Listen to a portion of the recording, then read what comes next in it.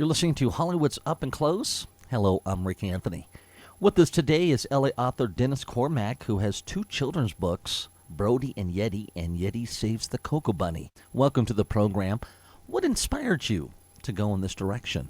You know, what really inspired me is I had a back injury a couple years ago, and in the middle of it coming through procedures and things, I decided that being a really creative person, I really wanted to focus on helping others, and having two dogs around me the whole time I was injured and just wanting to be with me and love me and, you know, see me get better, I decided to write the books about the dogs.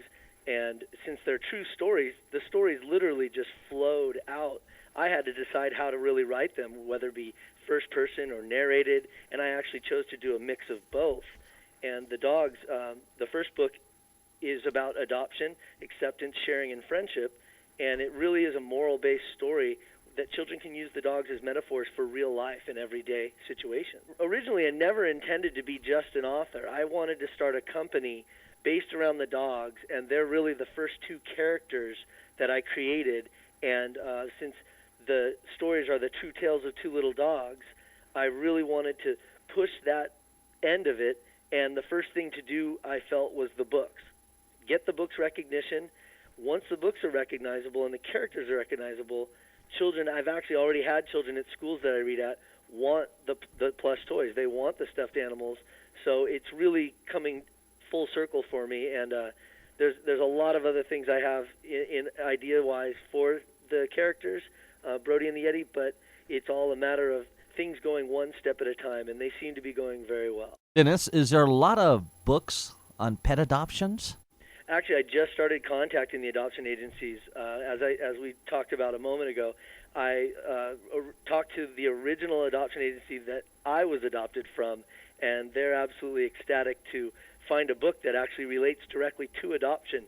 Apparently there aren't a whole lot out there, and really not that many that have to do with animals that a child could really relate to. So inspirational for children to understand about pets. Do you have anything new that you're working on, Dennis? Actually, I do have something that I'm working on. I have plush toy samples, which are stuffed animals, production ready.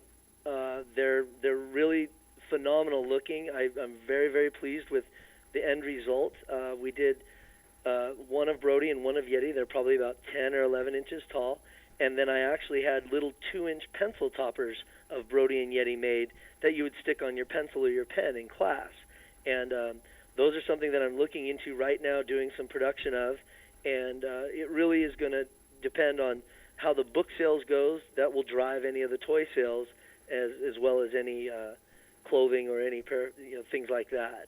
That's Dennis Cormack, who has two new children's books, Brodie and Yeti, about adoption. You can find out more about his new books. Go to www.brodieandyeti.com. You've been listening to Hollywood's Up and Close. I'm Rick Anthony.